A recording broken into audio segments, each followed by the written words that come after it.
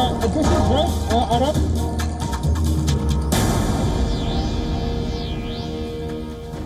Hello and welcome to WION Live Broadcast from London. I'm Ollie Barrett and these are the headlines.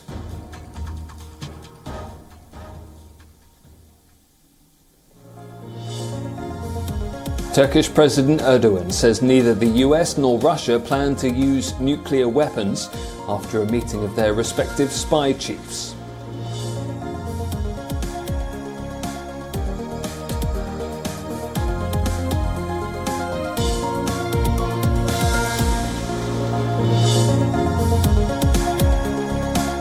Russia launches more missile strikes on Ukraine's energy infrastructure as its forces press attacks in the eastern Donetsk region, reinforced by troops pulled from Kherson city.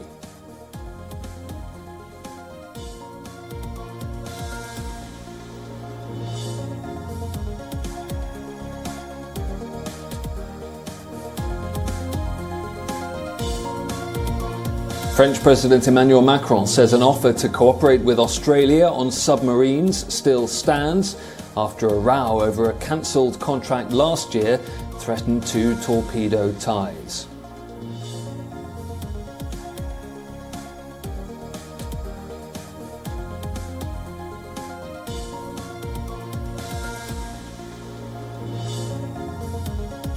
South Korea and Saudi Arabia agreed to boost ties in energy and defence sectors, with the oil-rich kingdom signing a slew of new deals, including a $6.7 billion petrochemical agreement.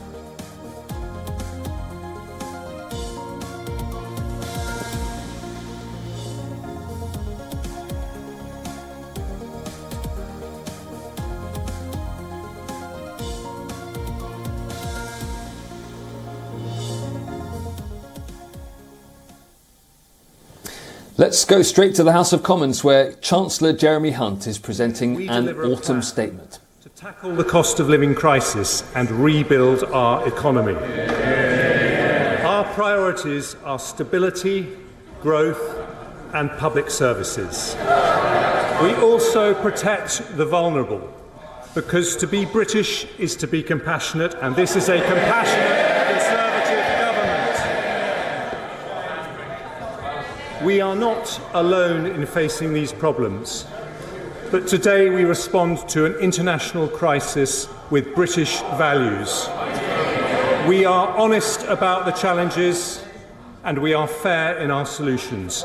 Yes, we take difficult decisions to tackle inflation and keep mortgage rates down, but our plan also leads to a shallower downturn, lower energy bills, higher growth and a stronger NHS and education system. Three priorities then today: stability, growth and public services. I start with stability. Mr. Speaker, high inflation is the enemy of stability. It means higher mortgage rates, more expensive food and fuel bills, businesses failing and unemployment rising. It erodes savings, causes industrial unrest and cuts funding for public services. It hurts the poorest the most and eats away at the trust upon which a strong society is built. The Office for Budget Responsibility confirms global factors are the primary cause of current inflation. Most countries are still dealing with the fallout from a once-in-a-century pandemic.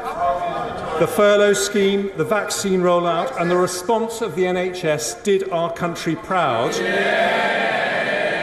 but they all have to be paid for. The lasting impact on supply chains has made goods more expensive and fuelled inflation, and this has been worsened by a made-in-Russia energy crisis. Putin's war in Ukraine has caused wholesale gas and electricity prices to rise to 8 times their historic average. Inflation is high here, but higher in Germany, the Netherlands and Italy. Interest rates have risen here, but faster in the US, Canada and New Zealand. Growth forecasts have fallen here, but fallen further in Germany. the International Monetary Fund expect 1/3 of the world's economy to be in recession this year or next.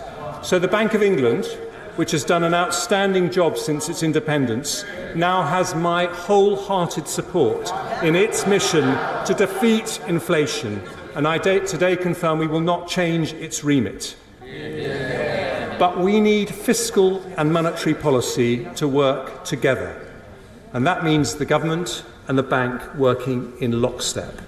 It means, in particular, giving the world confidence in our ability to pay our debts. British families make sacrifices every day to live within their means, and so too must their government, because the United Kingdom will always pay its way. I understand the motivation of my predecessor's mini-budget, and he was correct. He was correct to identify growth as a priority. But unfunded tax cuts are as risky as unfunded spending, which is why we reversed the planned measures. As a result, government borrowing has fallen, the pound has strengthened, and the OBR says today that the lower interest rates generated by the government's actions are already benefiting our economy and public finances. But, Mr. Speaker, credibility cannot be taken for granted. And yesterday's inflation figures show we must continue a relentless fight to bring it down, including a rock-solid commitment to rebuild our public finances. Richard Hughes and his team at the OBR today lay out starkly the impact of global headwinds on the UK economy, and I'm enormously grateful to him and his team for their thorough work. The OBR forecast the UK's inflation rate to be 9.1% this year and 7.4% next year. They confirm that our actions today help inflation to fall sharply from the middle of next year. They also judge that the UK, like other countries, is now in recession. Overall this year, the economy is still forecast to grow by 4.2%. GDP then falls in 2023 by 1.4%, before rising by 1.3%, 2.6% and 2.7% in the following 3 years. The OBR says higher energy prices explain the majority of the downward revision in cumulative growth since March. They also expect a rise in unemployment from 3.6% today to 4.9% in 2024, before falling to 4.1%. Today's decisions mean that over the next 5 years, borrowing is more than halved. This year we're forecast to borrow 7.1% of GDP, or £177 billion. Next year 5.5% of GDP, or £140 billion. Then by 2027-28 it falls to 2.4% of GDP, or £69 billion. As a result, underlying debt as a percentage of GDP starts to fall from a peak of 97.6% in 2025-6 to 97.3% in 27-28. I also confirmed 2 new fiscal rules. The first is that underlying debt must fall as a percentage of GDP by the 5th year of a rolling 5-year period. The second, that public sector borrowing over the same period must be below 3% of GDP. And the plan I'm announcing today meets both rules. Today's statement delivers a consolidation of £55 billion and means inflation and interest rates end up significantly lower. We achieve this, Mr. Speaker, in a balanced way. In the short term, as growth slows and unemployment rises, we will use fiscal policy to support the economy. The OBR confirm that because of our plans, the recession is shallower and inflation is reduced. Unemployment is also lower, with about 70,000 jobs saved as a result of our decisions today. Then, once growth returns, we increase the pace of consolidation to get debt falling. This further reduces the pressure on the bank to raise interest rates, because as Conservatives, we do not leave our debts to the next generation.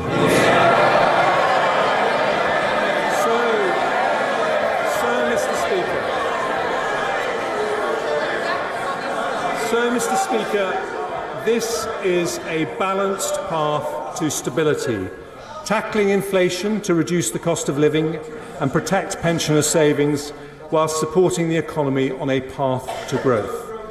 But it means taking difficult decisions. Anyone who says there are easy answers is not being straight with the British people. Some argue for spending cuts, but that would not be compatible with high-quality public services. Others say savings should be found by increasing taxes, but Conservatives know that high-tax economies damage enterprise and erode freedom. We want low taxes and sound money, but Conservatives know sound money has to come first because inflation eats away at the pound in people's pockets even more insidiously than taxes. So with just under half of the £55 billion consolidation coming from tax and just over half from spending, this is a balanced plan for stability. I turn first to our decisions on tax. I have tried to be fair by following two broad principles. Firstly, we ask those with more to contribute more, and secondly, we avoid the tax rises that damage growth. Although my decisions today do lead to a substantial tax increase, we have not raised headline rates of taxation, and tax as a percentage of GDP will increase by just 1% over the next 5 years. I start with personal taxes. Asking more from those who have more means that the first difficult decision I take on tax is to reduce the threshold at which the 45p rate becomes payable from £150,000 to £125,140. Those earning £150,000 or more will pay just over £1,200 more in tax every year.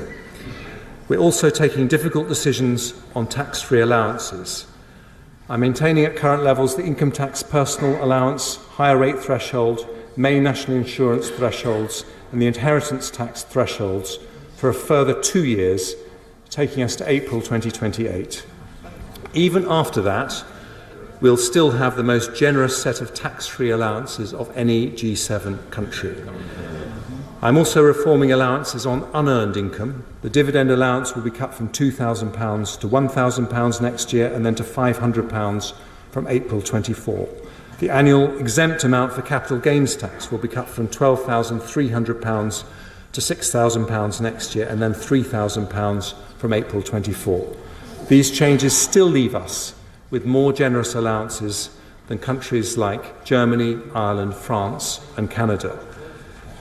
Because the OBR forecast half of all new vehicles will be electric by 2025, to make our motoring tax system fairer, I've decided that from then, electric vehicles will no longer be exempt from vehicle excise duty.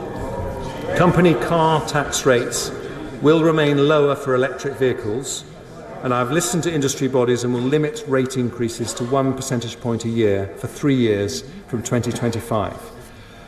The OBR expects housing activity to slow over the next 2 years, so the stamp duty cuts announced in the mini-budget will remain in place but only until the 31st of March 2025. After that, I will sunset the measure, creating an incentive to support the housing market and the jobs associated with it by boosting transaction during the period the economy most needs it. I now turn to business taxes.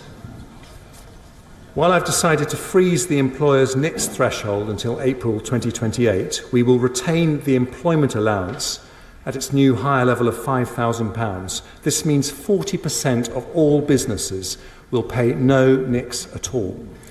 The VAT threshold is already more than twice as high as the EU and OECD averages. I will maintain it at that level until March 26. My Right Honourable friend the Prime Minister successfully negotiated a landmark international tax deal to make sure multinational corporations, including big tech companies, pay the right tax in the countries they operate. I will implement these reforms, making sure the UK gets our fair share. Yeah. Alongside further measures to tackle tax avoidance and evasion, this will raise an additional £2.8 billion by 27-28. I've also heard concerning reports of abuse and fraud in R&D tax relief for SMEs. So I've decided today to cut the deduction rate for the SME scheme to 86% and the credit rate to 10%, but increase the rate of the separate R&D expenditure credit from 13% to 20%. Despite raising revenue, the OBR have confirmed that these measures have no detrimental impact on the level of R&D investment in the economy. Ahead of the next budget, we'll work with industry to understand what further support R&D intensive SMEs may require. Next, windfall taxes. I have no objection to windfall taxes if they are genuinely about windfall profits caused by unexpected increases in energy prices. But I know the honourable members opposite are getting excited at the talk of windfall taxes. Can I just say that any such tax should be temporary, not deter investment, and recognise the cyclical nature of energy businesses. So, taking account of this, I've decided that... So, Jeremy Hunt, the UK Chancellor, setting out his autumn statement. We've heard some of the changes that he is making so far. We've also heard some of the forecasts for the UK economy in the years ahead. Crucially, the Office for Budget Responsibility saying that it believes that the UK economy is now already in recession. The OBR forecast for GDP here in the UK falling by 1.4% GDP in 2023, then rising by 1.3%, 2.6%, 2.7% in the years after that. So certainly good news and very bad news in some of those forecasts coming from the OBR. Let's talk now to Dr. Nigel Fletcher, political historian at King's College London. Dr. Fletcher, thanks for being with us. What have you made of what Jeremy Hunt has said so far? Well, I think it's a really difficult thing that he's got to be doing today. He's telling a country and indeed his own party that there is no alternative other than some pretty difficult reductions in spending and some increases in taxes. And he's still going through those as we're speaking, but some of them have been fairly well trailed.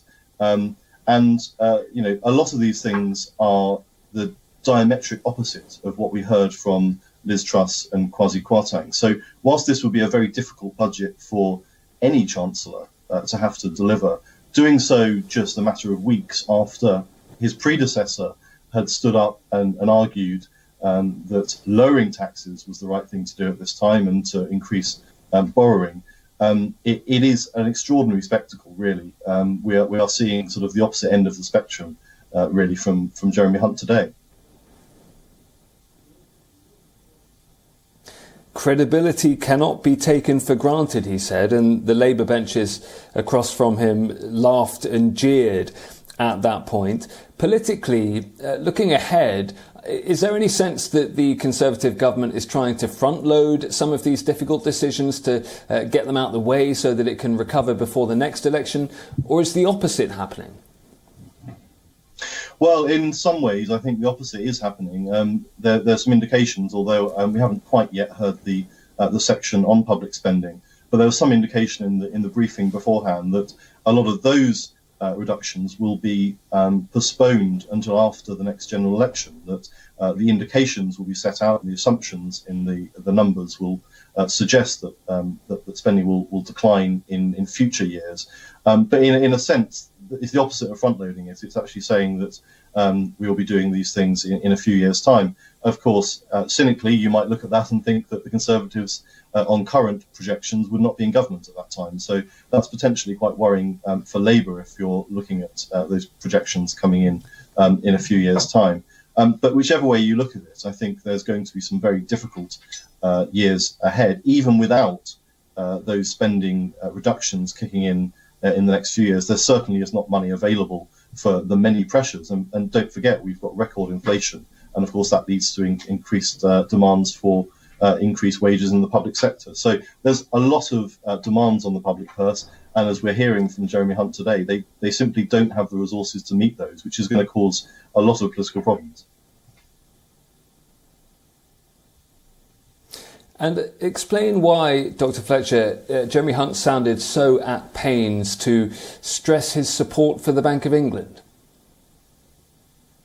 Yes, I think that's a reflection of the fact that there has been significant criticism of the current governor and the fact that, since the Labour government came in 1997 and changed the remit of the Bank of England, it has had this brief not only as a central bank and the duties that a central bank normally has, but it also has the responsibility for keeping inflation under control and to set interest rate policy in order to do that. It has a mandate from the government to keep inflation low. So the fact that we've seen inflation growing to such a huge amount has led to a lot of criticism of the Bank of England, and there was some suggestion that there may be changes to its remit and that the mandate the government gives to it would be changed. He's clearly ruling that out, and I think actually that's part of the message of trying to reassure the markets. I think a chancellor expressing support for his central bank in these sorts of circumstances is probably something that's going to calm the markets rather than concern them. While we've been talking, Jeremy Hunt has said that public sector spending will only grow at 1% for the 3 years after 2024. There's going to be a review into getting work-aged people back into work to stop them being effectively economically inactive. We've heard that the state pension age review will be published early next year. I mean, this just reiterates some of the difficult decisions that the government is having to make. That's the phrase they keep using about this autumn statement. How will the Labour Party, do you think, attack this? Because there's a trap being laid, in a sense, with the Conservatives saying we're being sensible and sound money is our priority, and they will want to accuse Labour of being less responsible if they are attacked about this autumn statement that's being set out now. Yes, it's a very great challenge to Labour, and it will be Rachel Reeves, the Shadow Chancellor, who responds to this. Normally, when it's a full-scale budget, it's the Leader of the Opposition themselves who responds to it. Because this is only an autumn statement, although it has all of the impact of a budget, it will be responded to by Rachel Reeves as the Shadow Chancellor. And she's got a very difficult job. A lot of the things she's hearing won't have been confirmed until she's hearing them right now with financial market-sensitive announcements. The opposition doesn't get the customary advanced sight of it. So she will only be hearing some of these things for the first time, and she's got to stand up immediately and respond to it. And you're right. I think Labour have got some fairly large traps to avoid. If they suggest that the reductions in spending and the increase in taxes are the wrong thing to do, then you're almost suggesting that they're endorsing what Liz Truss and Kwasi Kwarteng were trying to do. If they're objecting to the reversal of those things, and of course we saw how the markets reacted to that. So they have to be very careful, and I think that Rachel Reeves will try and balance the fact that she's not going to want to commit the Labour Party to very much in terms of specific measures that they might support or not, but she'll also want to lay the blame for the current situation squarely at the door of the government. So I would expect that a lot of her response will be, in general terms, attacking the fact that we've had this extraordinary turnaround from one budget statement to another, or from one mini budget to an autumn statement. This is an extraordinary 180-degree sort of turn by the government. And I think she's really got a fairly easy job in attacking that part of it, the sort of chaos in government and the fact that the interest rate increases that we've seen are largely being blamed on some of that. She's got a lot to attack there. But I think you're right. If she gets into talking about what the Labour Party would itself do, she's got a bit of a difficult problem there to address. She's got to be fiscally responsible and ensure that Labour's plans are credible. And also, of course, some of these things, the increases in taxes on the most wealthy, windfall taxes, she will be able to say that some of these things are things that Labour were calling for, and certainly Liz Truss had rejected. So she'll be able to declare some victories in actually having won the argument on some of those things, perhaps. But it is a difficult thing, and it always is for the opposition responding to statements like this. But I suspect that we'll hear a lot from her about the chaos of sort of changing direction and the responsibility of the government for the situation we find ourselves in. Dr. Nigel Fletcher, thank you for walking us through all of that, political analyst and his political historian at King's College London. And that's all we have for today. Thanks for being with us. Do stay tuned to WION.